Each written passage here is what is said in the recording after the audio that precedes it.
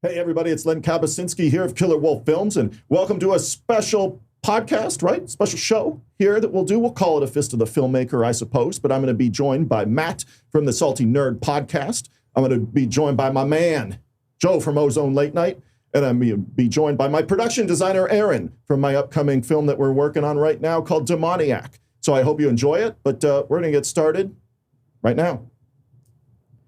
Okay, well, I don't even know how to start this. I'm so clueless. I am in an actual studio that has professional microphones. You can see one. This is a Shure microphone, and there's video of me, which nobody needs, but it's there. I am in the Salty Nerd podcast studio. That's correct, right, Matt? That is correct, although professionally we're known as the Las Vegas Podcasters Studio.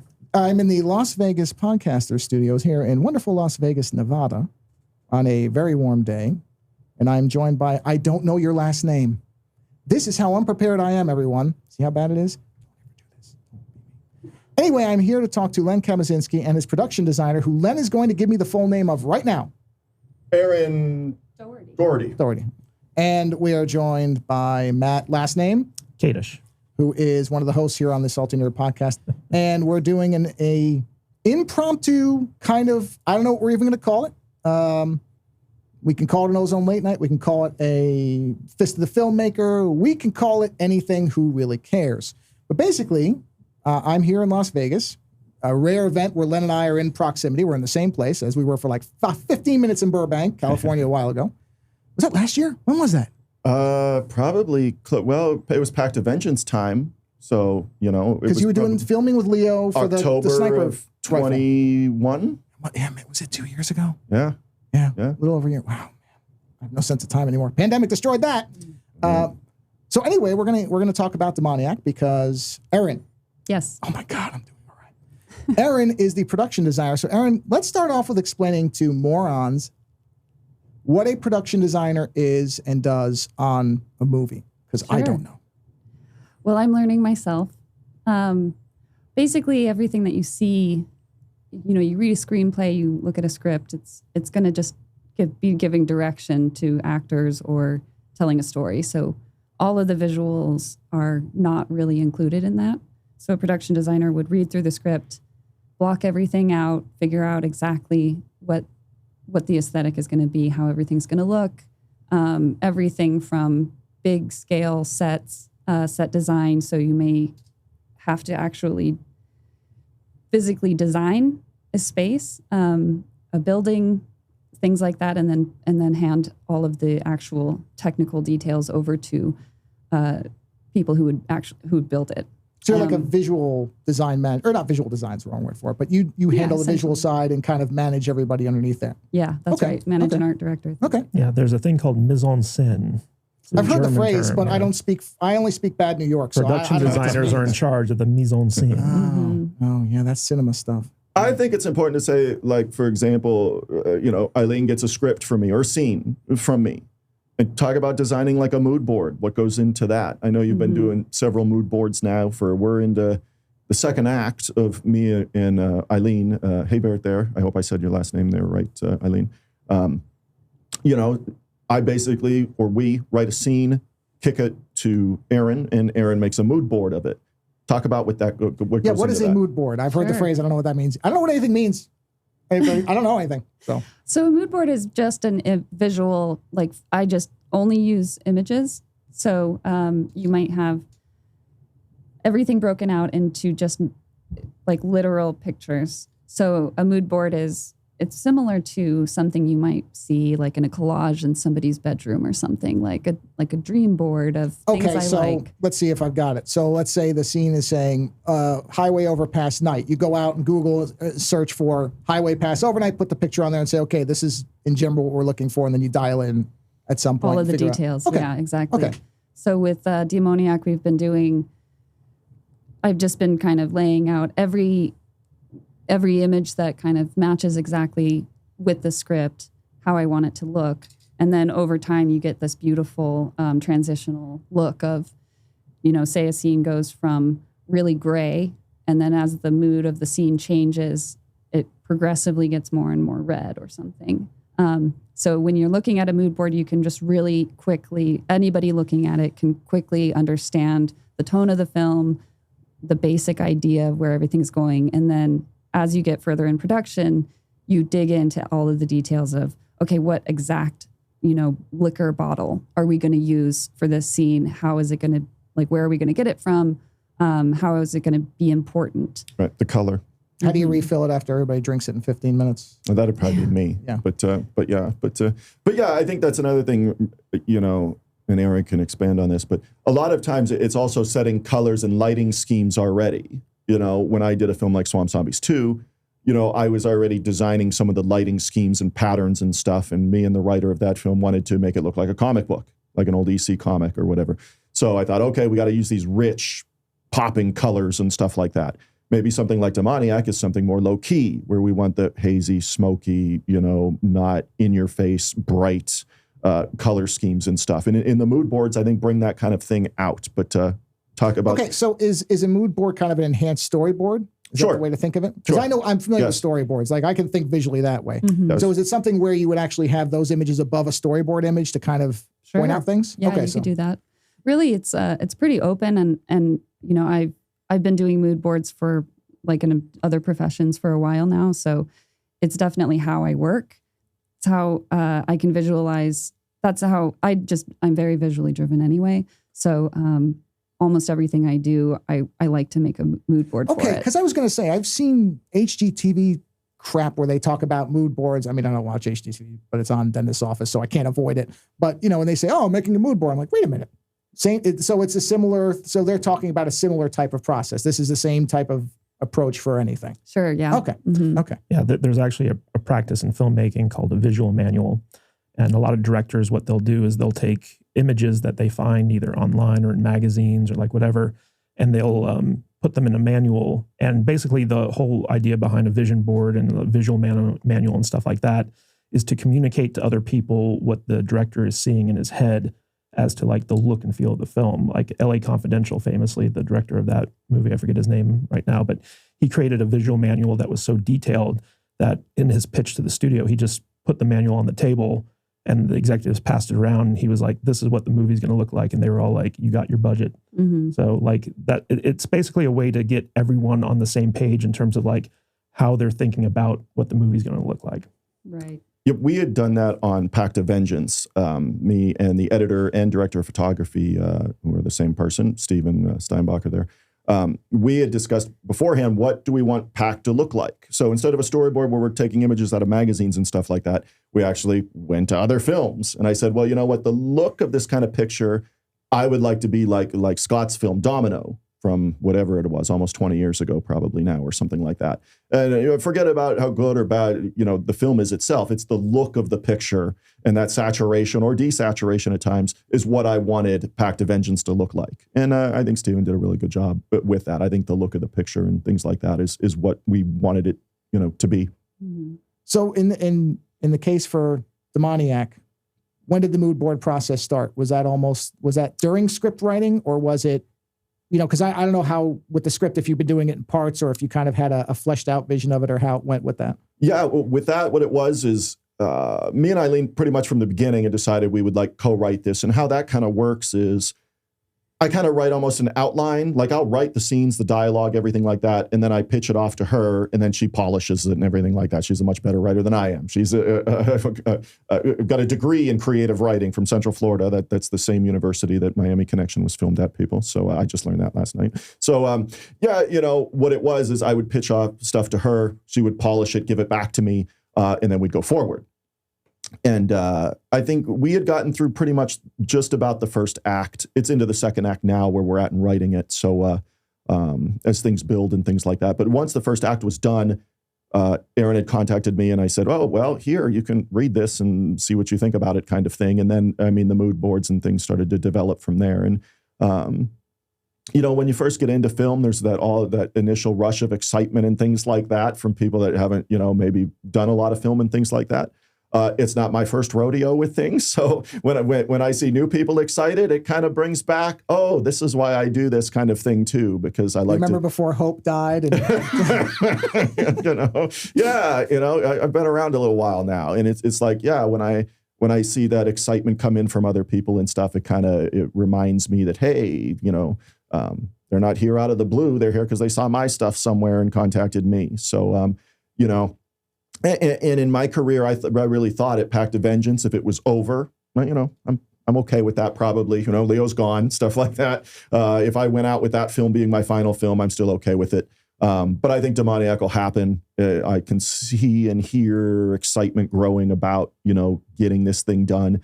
It would be a very micro budget style picture, which I think is very, very doable. We wouldn't have to have a, $75,000 budget or something like that. And explain for anybody who may not know, Demoniac, the basic synopsis of it, the approach, that type of thing. Oh, yeah. Demoniac's about after Pact of Vengeance, which is a massive scale film for somebody like me and $38,000 to get it done kind of thing. After Pact of Vengeance, I thought, if I go on to do something else, I want to go back in terms of scale, not quality or not production value, but scale. I want to go back, which means I don't want to have a crew of 80 people or something like that. I'm going to write a contained story where I can have an initial main cast or main and a little bit of supporting that wouldn't be more than a dozen people or something like that. Nothing that's going to need a crazy amount of extras and that kind of involvement and things like that. So keeping the production pretty contained and then focus on the quality of it. But what Demoniac is about is it's set in the world of stage theater, which if anybody knows me, they know that's where I began. I'm a communications and theater kind of split major. I've been involved in stage theater, many, many productions over the last 30 years kind of thing. But it's set in the world of stage theater where we have a struggling writer and artist and director of the theater that's kind of struggling to kind of get creatively going, and they're trying to get back this theater community and get a new play that's going to be exciting and stuff. Well, she ends up discovering this script that was a long lost script of this theater after an accident. I don't want to get too much into it, but there's an accident in a theater. People die many, many years ago.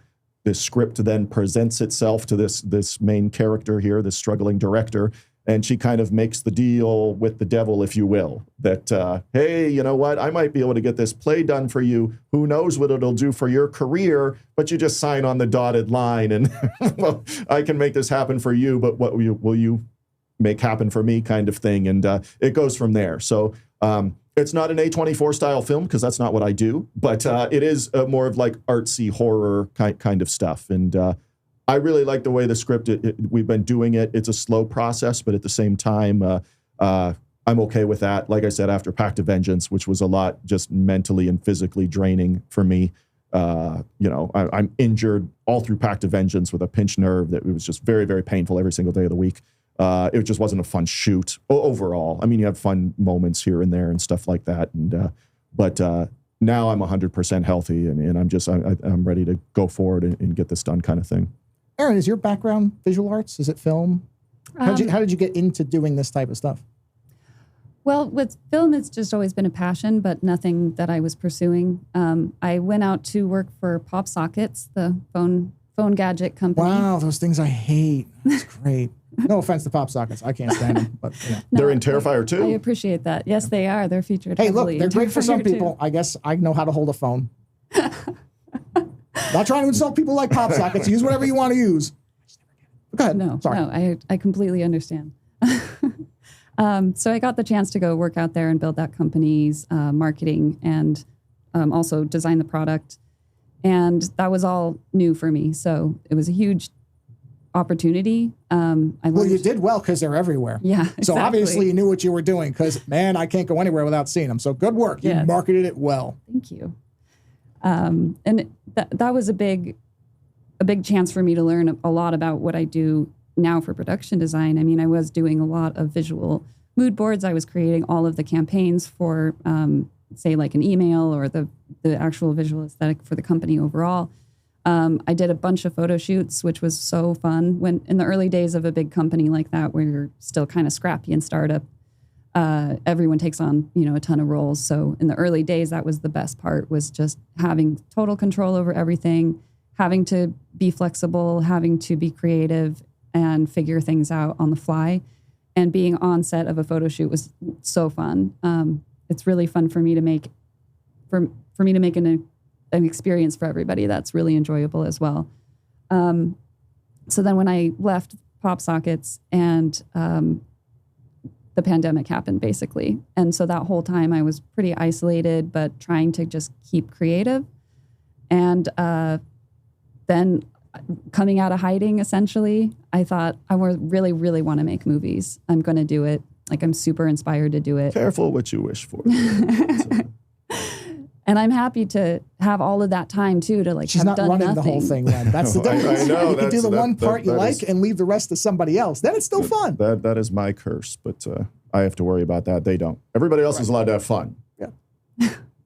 Well, I would like to do my own movies eventually, but exactly. Maybe I'll change my mind.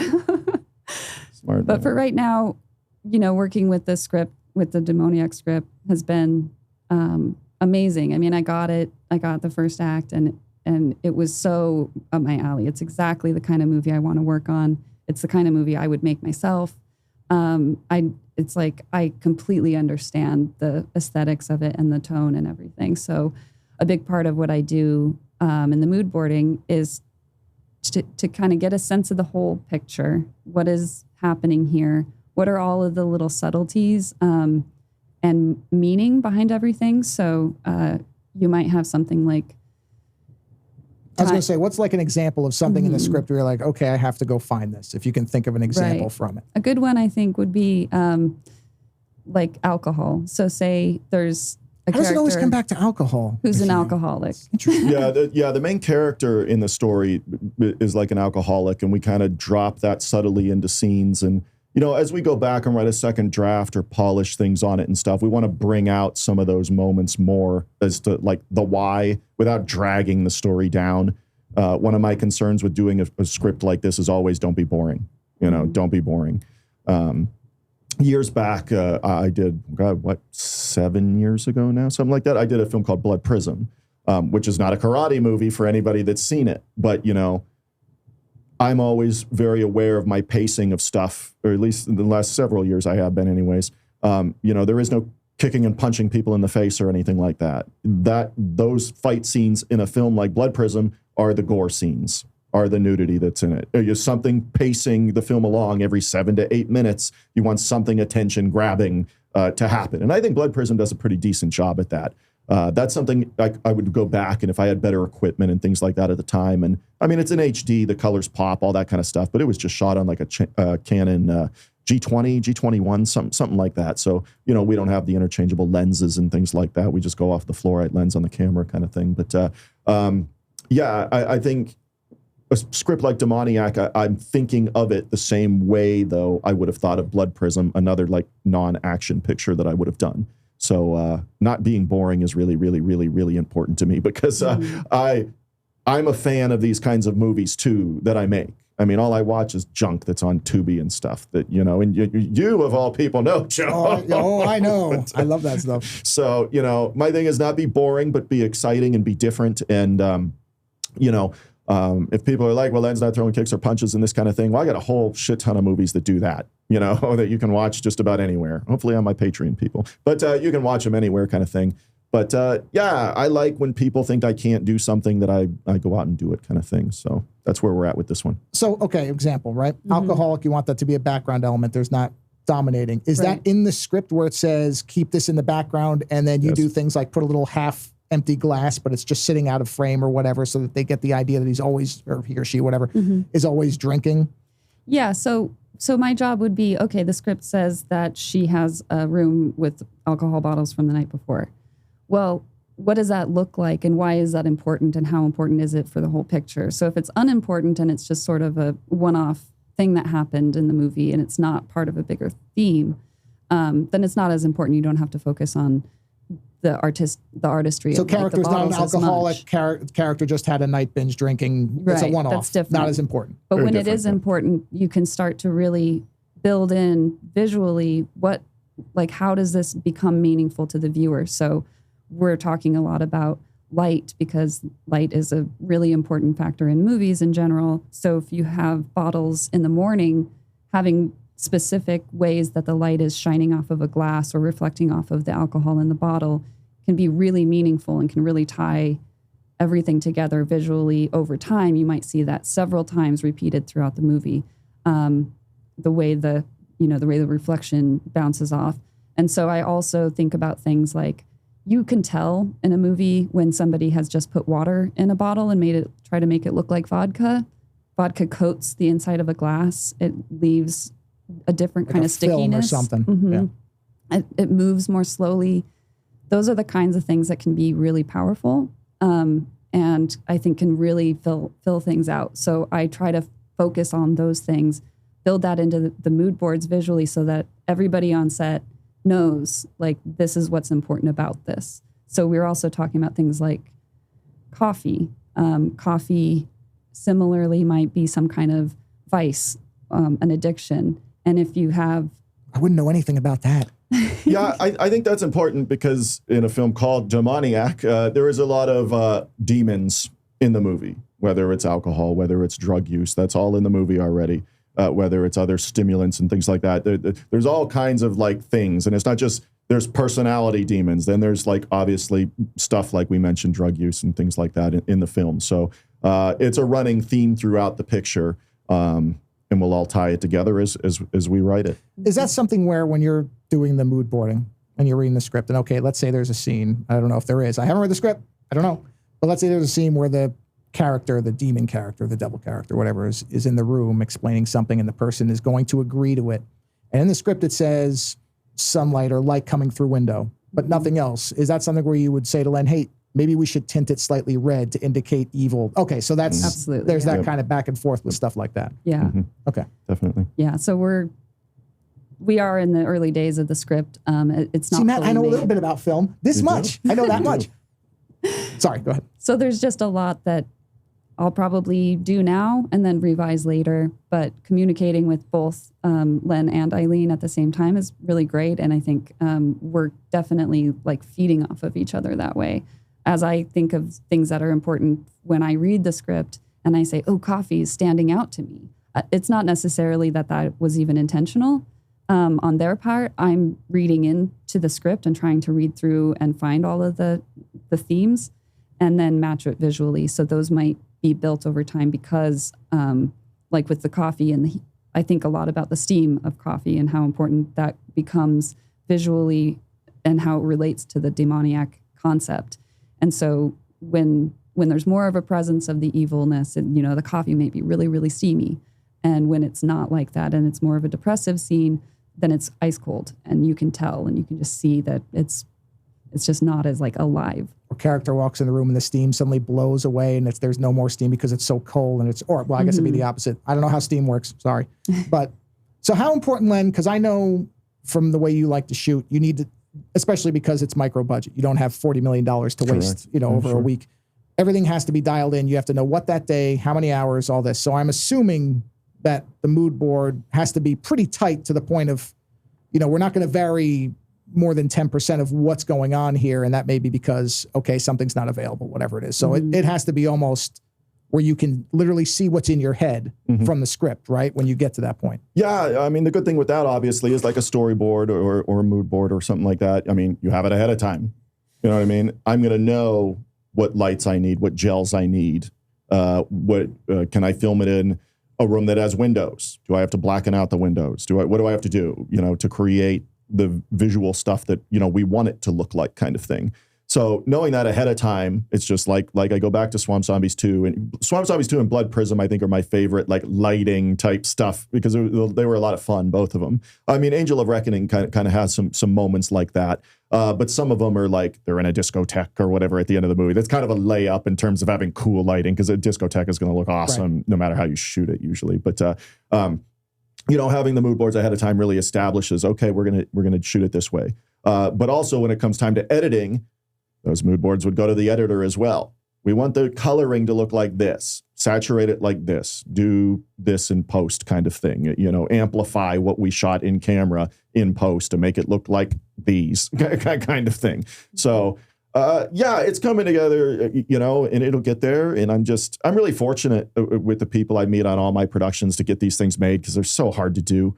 But you're right. And when you don't have $40 million to work with, I know that, the shooting schedule for a film like this is probably going to be 16 days, 17 days. It might be something where we film Thursday to Sunday and then break for a month, film another Thursday to Sunday, break for a month, and then wrap it up over another weekend or something like that. That's kind of how Hellcat's Revenge 2 got done, and we filmed in an actual prison in that movie, a jail. Pact A Vengeance wasn't that dissimilar either. We filmed in, we had one stretch where we filmed 7 days in a row, but other than that, it was, Thursday to Sunday here, Thursday to Sunday, go film with Leo, and it's over, kind of thing. Yeah, because you had the hospital set, right, for a set 1 day, 2 days. What was that, 1 day? Yeah, one day. Yeah, that was amazing. And when I went out to get that hospital set too, it makes me not want to screw around trying to make science centers look like hospitals anymore. I want the budget to go out to California. Well, that's the problem, right? Once you have something like that, then you're going to be chasing that if there's ever a hospital set again. That's the problem, right? I don't think I'd ever go back and try to do shit that I tried to do 20 years ago on Swamp Zombies and stuff like that. But that's where you learn and grow and get better at things. It's just... It really made a difference in terms of something like Pact of Vengeance, because I don't hear one person complain about, well, they tried to film that at a school or university or something. No, it's a hospital.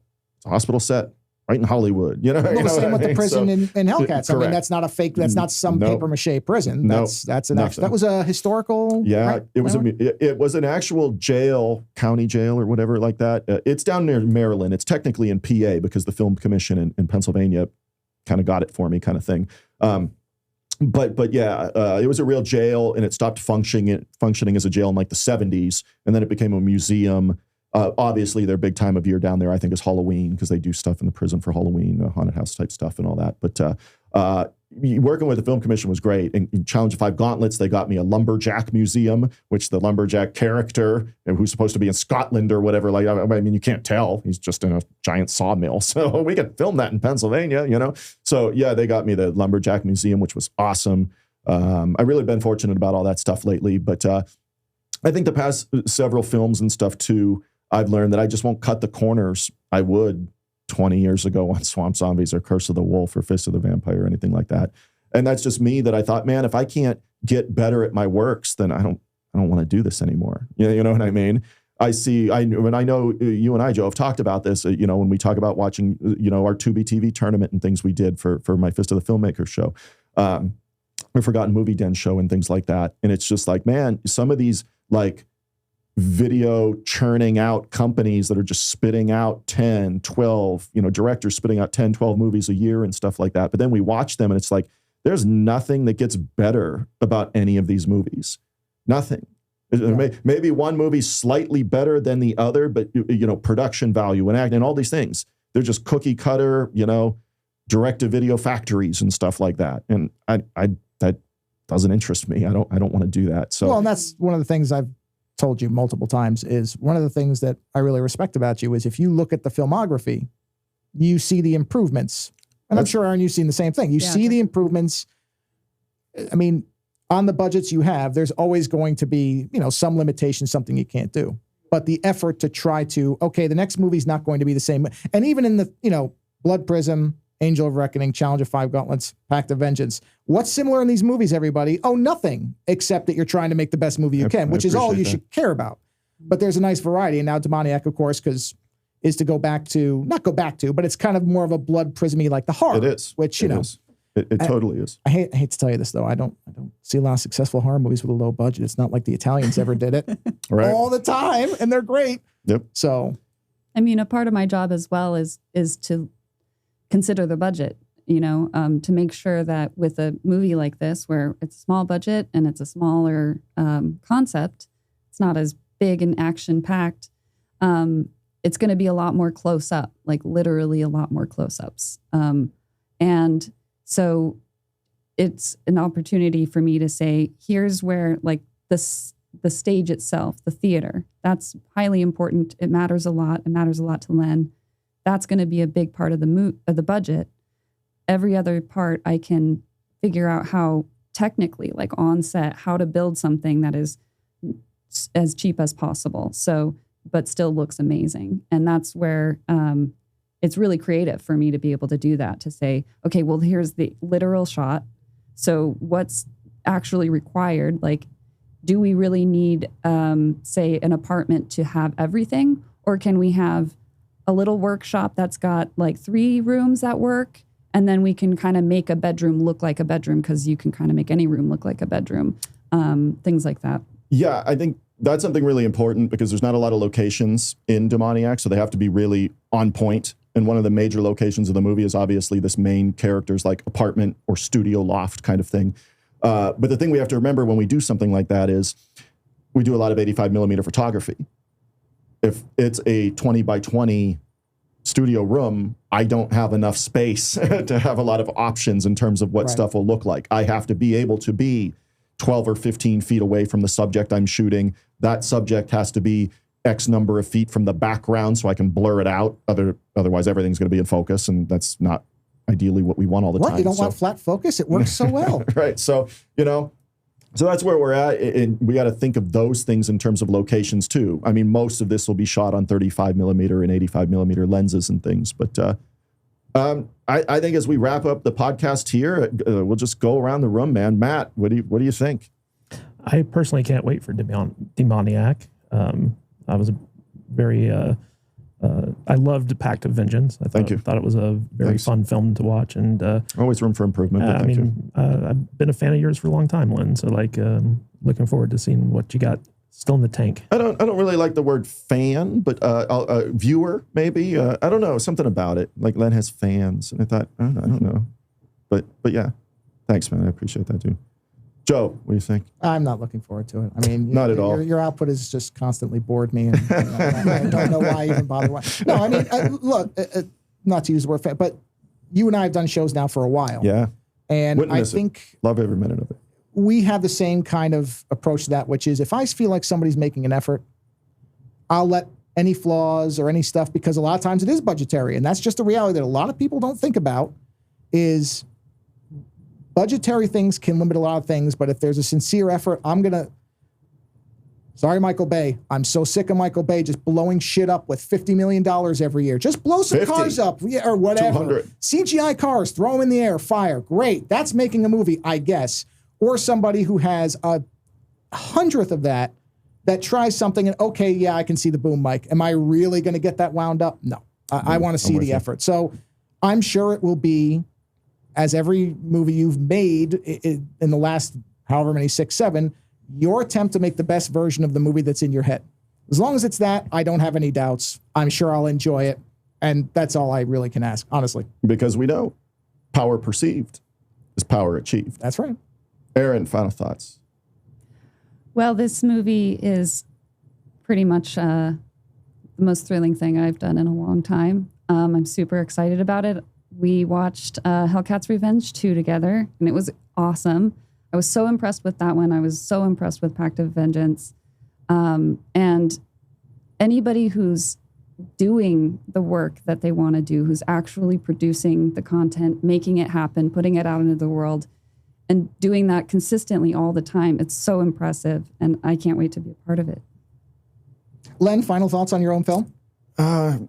For me, I just want to ride choppers and get tattoos and stuff like that. But no, I'm ready to get back at it. I think this is the kind of thing, when I did Blood Prism, I had come off Hellcat's Revenge, the first one.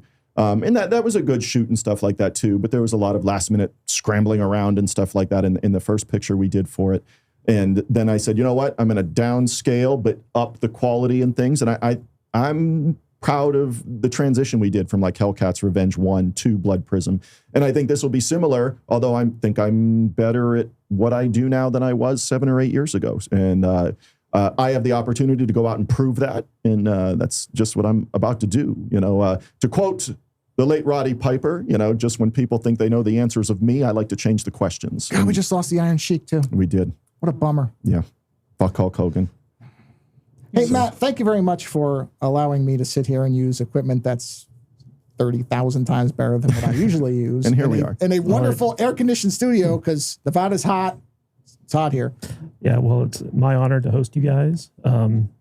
love having Len actually come out here. I've been working on him for over a year. Come on out here, and we were able to get the studio set up. And yeah, that's one of our selling points is we have air conditioning, and the equipment's good enough where you can't hear it. So, in the final product. How about that? So, I don't know how to close this out better than that. So thanks, Matt. This has been great. And Erin, thank you very much. And thanks for having me. Everybody enjoys a behind-the-scenes look at what will probably be an extremely entertaining film. Have a good one, everybody. Thank you.